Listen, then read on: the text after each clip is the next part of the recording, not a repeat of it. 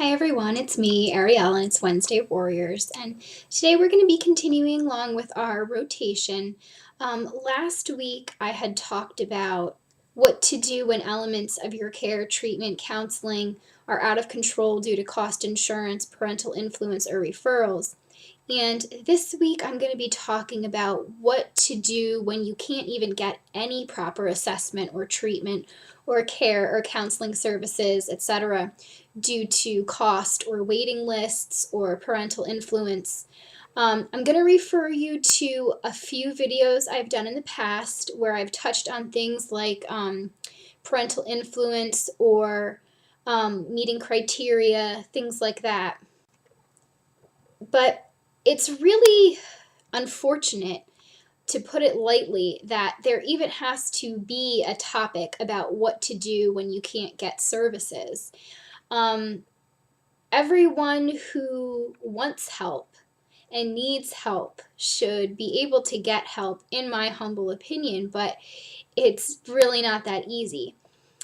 I do want to make you aware of the National Eating Disorders Association, also known as NEDA, NEDA, which I'm sure many of you are familiar with. I'm going to put the link to NEDA's website in my resource box with this video.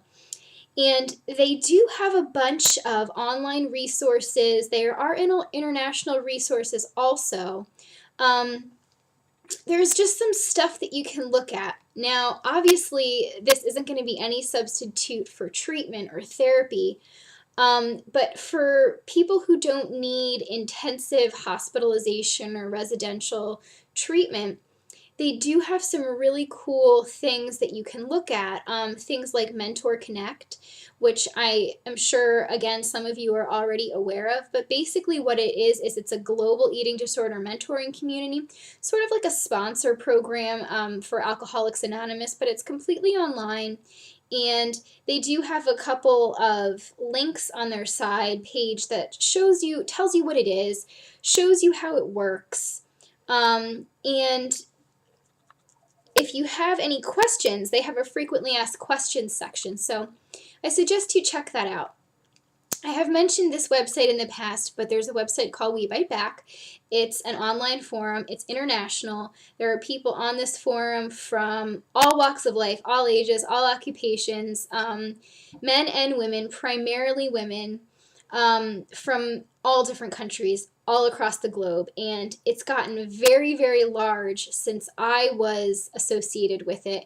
I am still a moderator on the forum. It's sort of like I do it few and far between everything else that I'm doing, but I do definitely check back there, and I keep in touch with many, many members of We Bite Back. We Bite Back is awesome. The mission is great. I'm going to put the link to it in the info box. I do hope you'll check it out. It doesn't have to be just eating disorders, 24 hours a day, 7 days a week. If you have an eating disorder and you're struggling with one and you're in recovery, there are a ton of great people to talk to. There are a ton of great resources, lots of cool threads. But people there, they have the understanding that they all have an eating disorder, but there's also other things that they're talking about. They're talking about their day. They're talking about other issues if they have co-occurring disorders. They talk about their kids. They talk about their jobs. It's a really cool place I've known about for probably almost 4 years now. The organization that I'm affiliated with, ANAD, ANAD, Anorexia Nervosa and Associated Disorders, is also a really great website that you can check out. There are a ton of resources there also.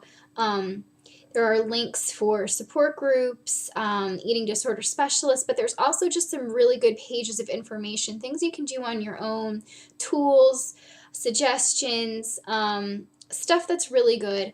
That's the organization that I'm affiliated with for doing my eating disorder support group. They do have a discussion board. They have treatment finders.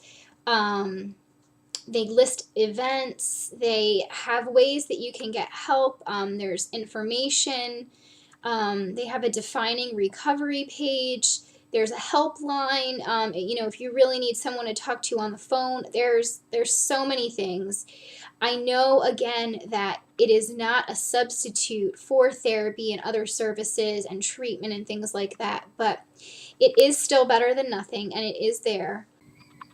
I truly believe that even if you do not have the services that you need due to insurance or cost or any other kind of reason, that there's always at least one person who will listen and can support you. There's always at least one person that you can reach out to.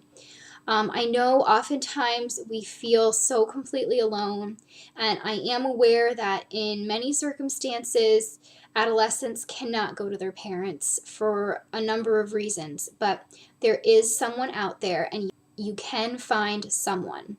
Whether that person is a complete stranger who is a mental health professional, whether it's a counselor at your school, whether it is a professor at a university, whether it's a coworker, a significant other, whoever it is, there is someone who you can reach out to. It's just a matter of finding that person, opening up to that person, getting some kind of support and understanding for what it is that you're going through. Will this person be able to pay all the costs involved with eating disorder treatment? Of course not. But again, it's still this mentality that something is better than nothing and support is better than no support at all. I know for people who have medical assistance, they might have trouble being able to find a treatment center that accepts the Medicaid. There are treatment centers that do. Sometimes it's hospitals that have a specific eating disorder program within them, so it's not the same as a residential place specifically for eating disorders.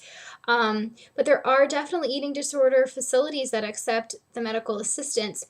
My number one suggestion is calling your assistance office and asking the people who are your Medicaid workers which places will accept the medical assistance for treatment of eating disorders. They'll be able to help you the most. I will also try to compile a list for you of all of the United States based treatment centers that do accept some kind of medical assistance. I know it can be really hard figuring out who does and where they're located. And I think of all of the ones in my state, which is Pennsylvania, but that doesn't help the rest of you. So I'll give you what I can, and hopefully it'll help.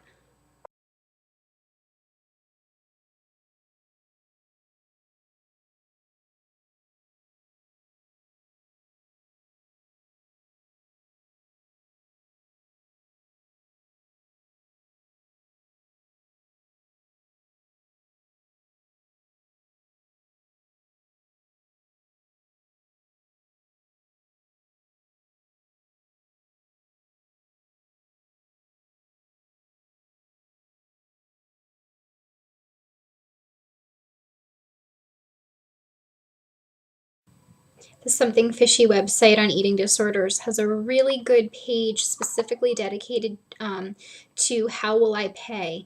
And it basically explains ways to afford treatment and some things to think about when you're figuring out how you're going to pay for it.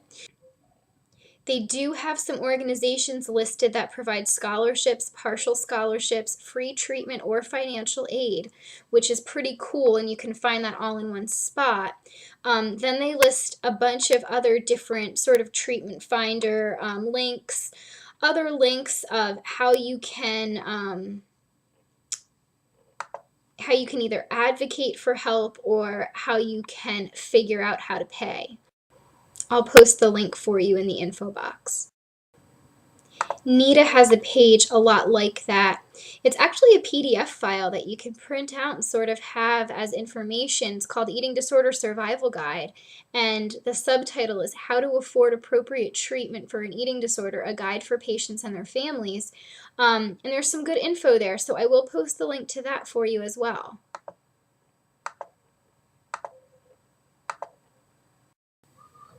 There's another website called Eating Disorder Treatment Review, and you can do searches by region, by special needs, by treatment type, like inpatient, intensive outpatient, outpatient, partial hospitalization, support, and transitional.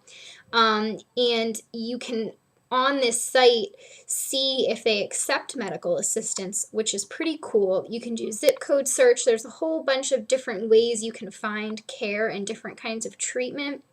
They also have a couple of links to information, for example, getting your insurer to pay, and eating disorder treatment options. So, again, while it's not this foolproof plan and they don't lay everything out for you and take care of it, it is a lot of good info, and it really can't hurt when you're put in a spot where you're waiting on a list, or you need to find a place that accepts medical assistance, or your insurance company won't cover your treatment.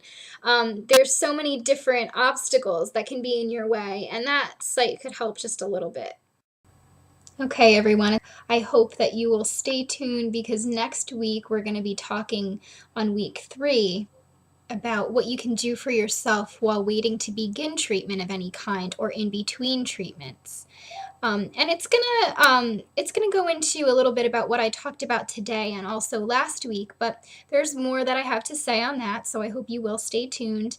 And I hope that I was able to give you a little bit of help. I know this is more logistical and factual than it is about actual suggestions and advice, but sometimes that's what it comes to when we have all these obstacles in our way.